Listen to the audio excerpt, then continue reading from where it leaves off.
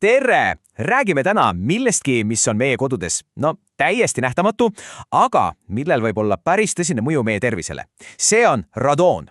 Ja kohe vaatamegi, kuidas seda riski paremini mõista ja mis kõige olulisem, kuidas sellega tegeleda. Nii, mõtle korraks, kas su kodu on ikka päriselt kaitstud? Me paneme suitsuandurid, lukustame uksi, aga kuidas on lood nende ohtudega, mida me ei näe, ei kuule ega tunne? Just sellele küsimusele me täna vastust otsimegi. Okei, mis meil siis plaanis on?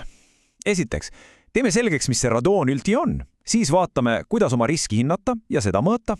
Kolmandaks, tutvustame ekspertlahendust Radoonitõrjekeskust. Neljandaks, räägime konkreetsetest kaitsemeetmetest ja toodetest. Ja lõpuks, mis on ülioluline, miks peaksid valima just akrediteeritud partneri? Käime selle kõik koos läbi. Alustame täitsa algusest, sest enne kui saame mingit probleemi lahendama hakata, peame ju täpselt aru saama, millega meil üldse tegu on. Radoon on siis täiesti looduslik, aga radioaktiivne gaas, mis tekib maapões. Ja kuna see on täiesti lõhnatu ja värvitu, siis pole meil aimugi, kas see meid ümbrikseb. Probleem tekibki siis, kui see gaas imbub läbi vundamendi meie majadesse ja hakkab seal kogunema, jõudes lõpuks tasemeni, mis on tervisele ohtlik.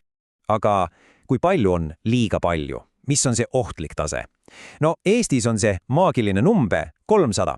300 bekrelli kuupmeetri kohta. See tasub meelde jätta. Kui mõõtmistulemus on sellest kõrgem, siis on see selge märk, et on aeg tegutseda ja oma tervist kaitsta. Kuidas siis üldse teada saada, kas sinu kodus või kontoris on see probleem olemas? Lähme edasi ja vaatame, kuidas seda nähtavatut gaasi tegelikult mõõta ja riske tuvastada. Okei, mõõtmiseks on põhimõtteliselt 2 peamist viisi. Esimene on pinnasest mõõtmine. Seda tehakse enne, kui kopp ühitse maasse lüüakse. See on ülioluline näiteks ehitajatele ja arendajatele, et kohe teada, kas see uus maja vajab alguses peale erilist kaitset radooni eest. Teine variant on mõõta siseruumides. See on mõeldud juba olemasolevate hoonete omanikele, sulle ja mulle, et kontrollida, mis seis tegelikult sinu kodus või kontoris on. Ühesõnaga, üks on ennetus, teine on olukorra kaardistamine. Hea küll, nüüd me teame, mis on probleem ja kuidas seda mõõta. On aeg rääkida lahendusest. Ja siin astubki lavale Radoonitõrjekeskus. Ja tegu pole lihtsalt mingi suvalise ettevõttega. Radoonitõrjekeskus on tegelikult oma ala pioneer Eestis. Neil on kõige pikem kogemust just selle väga spetsiifilise ja olulise probleemiga tegelemisel. Ja vaadake, nad ei tee ainult ühte asja. See on täisteenus, mis tähendab, et sa saad absoluutselt kõik ühest kohast kätte. See algab lihtsast konsultatsioonist, siis tulevad täpsed mõõtmised nii pinnases kui ka sees ja sealt edasi ehituslikud lahendused, projekteerimine. Kogu pakett. Nad on partneriks nii tavalisele koduomanikule kui ka näiteks kohalikele omavalitsustele, kellele jaoks nad isegi radooni riskikaarte koostavad. Räägime nüüd konkreetsetest asjadest. Millised on need reaalsed tooted ja lahendused, mis aitavad kodu selle nähtamatu gaasi eest kaitsta? Põhimõtteliselt on 2 peamist lahendust.